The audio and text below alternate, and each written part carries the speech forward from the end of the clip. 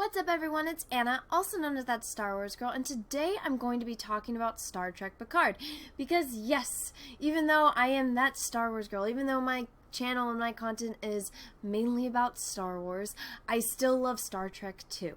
It is possible to love both. Now, for those of you that are not aware, Captain Jean-Luc Picard from The Next Generation has his own TV show that's going to be premiering in, I think, 2 days? Or one, depending on when this video airs, and there's a lot of news surrounding it. So Alex Kurtzman, who is the degenerate who has been creating the dumpster fire shit show, which is Star Trek Discovery. For those of you that are not aware, I did not finish watching Star Trek Discovery. I got to the Mirror episode and was like, what the fuck am I watching, and turned it off and never turned it back on. Then I was on a stream on Midnight's Edge After Dark's channel, and they were telling me the horror stories which Star Trek has become. And you know, it's been hard enough dealing just with what's been going on in Star Wars. I don't have it in me. I don't have the heart to watch Star Trek get destroyed as well. Now, as far as Picard, I'm trying to be as open-minded as possible going into it, but because Alex Kurtzman is involved with this, it's going to be very hard to get behind this. Now, from the research that I've done, it looks like this is supposed to take place after Star Trek Nemesis, and it is in the universe where J.J. Abrams blew up Romulus. Also, Remus. I'm assuming Remus got destroyed too, since they're right next to each other. But, who knows if they even know what planets those are, because the people that are in charge of these franchises now, they don't do any of their research on anything. And from what I've gathered, from the information that I've seen, and excuse me for my voice, I am recovering from a cold, is that for some reason Picard, he's living on his vineyard, and he's surrounded by all these Romulans because he left Starfleet, because right around the time when Romulus's sun was going supernova and destroying the planets, he went on a mission that failed, but it was a mission to rescue Romulans. And for whatever reason, even though in this universe Romulus is destroyed, the only Romulans that are left are the refugee ones that survived the planet because they were off-world when the planet got destroyed. For some reason, there's Romulans everywhere in these trailers, in these little clips. There's Romulans in this facility. You see the Romulan symbol everywhere. There's old Romulan warbirds flying around. There's Romulans all over Picard's vineyard. There's Romulans doing this. There's Romulans with samurai swords. There's Romulans. And it's like, didn't Romulus get destroyed? But I'm going to go through the cast list that was released, or at least the characters that were released, and I feel like they were trying to distract you with data.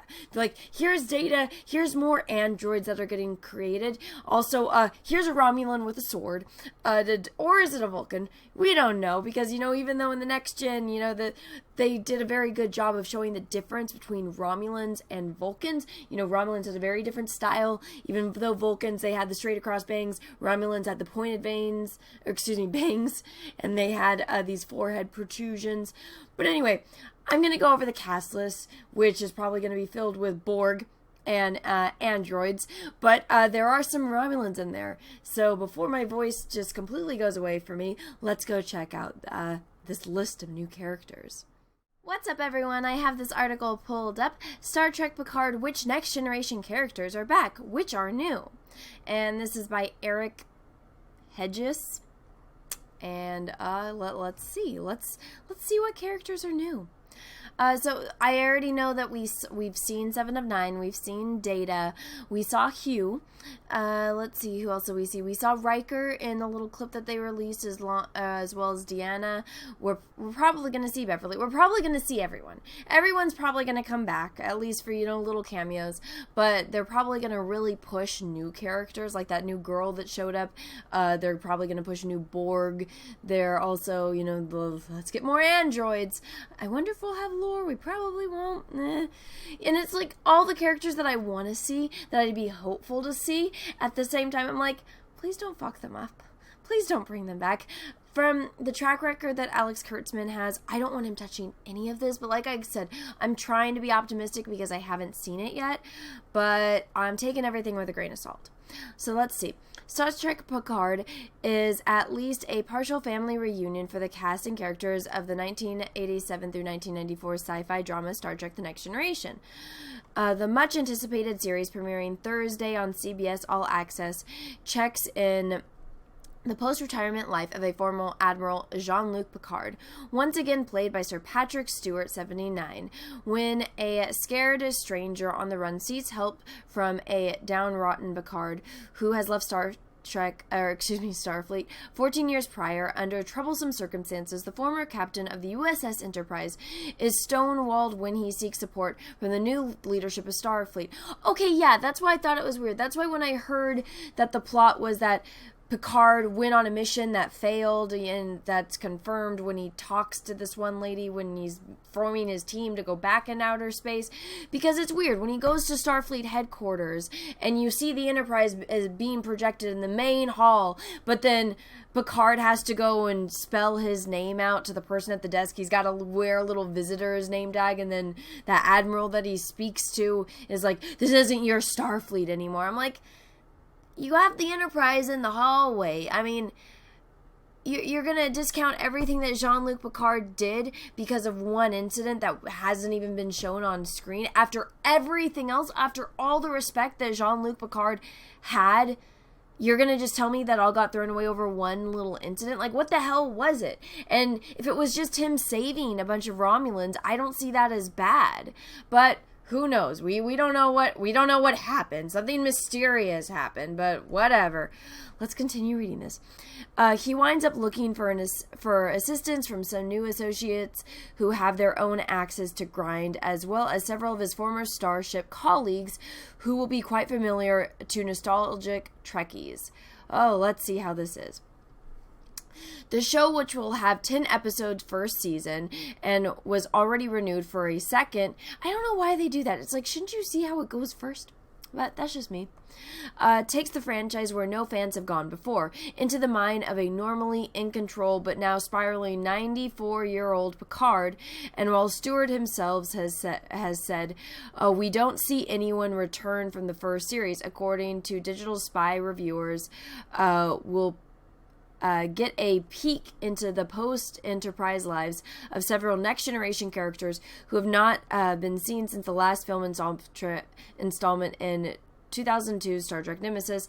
And yes, the assimilating alien race, the Borg, will have a presence. Well, no, duh, that's all over the marketing. The entire marketing is, look at this Borg cube. Look, here's Hugh. Look, Borg technology. Look, just like dismantled parts of Borg. They're gonna really, really milk the Borg in this. I bet you. I guarantee it. Look, Borg. One former cast member who won't initially be in Picard, but has been tapped for other Starfleet duty as well, Will Wheaton. Oh God, do we really need Wesley? Who played young officer Wesley Crusher in The Next Generation. He will host the Ready Room, a weekly post-episode talk show that will offer a deep dive into the latest happenings in the series. Well, he decided to go on a spirit quest. Remember, Wesley doesn't want to, he's the boy genius, but he doesn't want to be in Starfleet anymore. He needs to go on this Native American spirit quest on the planet. That was where we left Wesley. Here's a look at some returning characters from the original series, I mean the next gen, as well as new ones shaking up Picard's universe. There's the new chick who, she's running from something, but it looked like she was working at the facility where we got to see all the androids that looked like Data. So they're using Noonien Soon's technology to make more androids with positronic brains. And so there's just going to be a bunch of androids in Starfleet now. I guess, I don't know if they're going to use them as, actual men, or if they're going to look at them as men, or they're just going to completely ignore the episode A Measure of a Man. But who knows? Let's see. Jean-Luc Picard. Well, no, Jean-Luc Picard's going to be in the Picard show. That would be so stupid. Spoiler alert, everyone, Picard's not in it. Excuse me. Sorry, I've been really sick. And so my voice is like, it's killing me. Stewart's Picard utter his classic command, engage, and he still enjoys the steaming cup of Earl Grey tea. Just don't expect many more familiar traits since he vacated his chair on the bridge of the USS Enterprise. Okay, just because he's not the captain doesn't mean that changes every aspect of his personality. How do people not understand this? His legacy is tarnished. How is it tarnished? What happened? I need to know this. He's wrecked with anger towards Starfleet, which abandoned a rescue mission to save Romulus before their home planet was destroyed by a supernova, but he has a dog apparently named Number 1 to keep him company. What does that mean? Anger towards Starfleet, which abandoned a rescue mission to save Romulus before their home planet was destroyed by a supernova. So he's mad and he left Starfleet because they gave a command that he didn't like. Starfleet has given many commands that Captain Picard does not like nor agrees with. He always finds a way. And this plot, there's got to be... Please let there be something more, some deeper rooted meaning, some conspiracy theory or something, because if that's what it is, that's really pathetic, because we know Picard, we know the crew of the Enterprise. If there was something standing in the way of something that they wanted to accomplish, they would have figured it out. That's what they do. That's one of the beauties and the innovativeness of Star Trek, of the Enterprise, of the Next Generation crew. Data, the android Starfleet officer played by Brent Spiner, who was killed off in Nemesis, but he returns to haunt Picard in his dreams and in the form of a dismantled android brother B4. What about lore? And the whole getting killed off. I mean, come on. Nobody actually thinks Data dies. You just don't. Yes, in Nemesis, the thing happens with the thing. If you haven't seen it yet, it's been out for over 2002? It's almost 20 years now. Go watch the damn movie. Hey, Tom Hardy's in it. You get to see Remus. You get not just Romulus, but you get to see Remus. You get to see other stuff. It's not the best, but it's there. It exists. And, if you want to see main characters die, you can go watch the actual show. You can go watch Data's death. He dies multiple times. Lord dismantles him. Stuff happens, but it's Data. You just put him back together and stuff happens. But anyways, let's see who else. 7 of 9. Of course we're going to get 7 of 9. We can see her in all the promo stuff. Played by Jerry Ryan in the 1995 to 2001 series Star Trek Voyager. She, like Picard, is a former captive of the Borg Collective. The character never actually appeared in The Next Generation, but that show and Voyager existed in the same timeline, and it turns out Seven has some animosities toward Picard that will be explored this season. What is it the cutest thing? Because she wasn't around then, but that'll probably be something that gets answered right when you see the characters, and she'll probably be the thing where Picard shows up and she's like, oh, you got a lot of nerve showing up here because you did the thing with the thing with the thing. But I mean, who could be mad at Captain Picard? What did he do? What did Captain Picard do? And if you don't like what he did, I mean, it's Captain Picard. Was it wrong? Because I'm pretty sure I have more trust and faith in Picard than I do with Starfleet and some of the people that are in charge of Starfleet. Because you can see even the episodes where there was conspiracy theories within Starfleet, Picard is usually always right. And Picard usually always comes out on top. And if he doesn't, it's because another character that's part of his crew comes out on top. Very, very rarely is Picard wrong. Or is there something going on that Picard is doing that is fundamentally wrong? Like the whole episode where warp engines and warp drive was causing these bubbles within space, and that them using warp drive was actually ruining space. And so Picard has that mental debate with himself where he's like, I've been exploring the galaxy. Now there's a speed limit on warp travel. We are limited to warp 5 because what we're doing is destroying the galaxy. And that was that mental battle where when he actually had scientific evidence, then Picard was like, oh my God, this thing that I didn't even know that I was doing was wrong. And now I'm sitting here, contemplating everything that I've done and that potentially made the universe a worse place. And also, you know, when he did become Locutus, it wasn't his fault. It wasn't his fault of the people that he murdered, because he was, you know, taken over and he became one with the Borg. And he battles that. That's when we actually get to see him go back to his vineyard, and it takes him to go and, you know, see his estranged brother, and even contemplating leaving Starfleet and working on the Atlantis project, when he's going through that mental battle because he remembers killing all the people, even though it wasn't him. It wasn't him doing the stuff. He was being controlled by the Borg. But still, you know, when Picard does something wrong, it fucks with him, and he loses sleep over it. That's why he's such a great character, because he has morals. And they're gonna fuck it up. I know I'm trying to be open-minded, but I really don't want to see him fucked up. Will Riker. I want to see Will Riker. Picard's former first officer, whom he affectionately called Number One, is again portrayed by Jonathan Frakes. Jonathan Frakes, sorry, I can't even talk right now.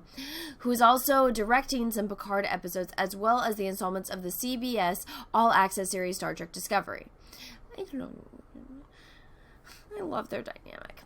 Deanna Troi, the ship's alien counselor, half alien, she's half human, played by Marina, is still married to former first officer Riker and offers her empathic support to Picard.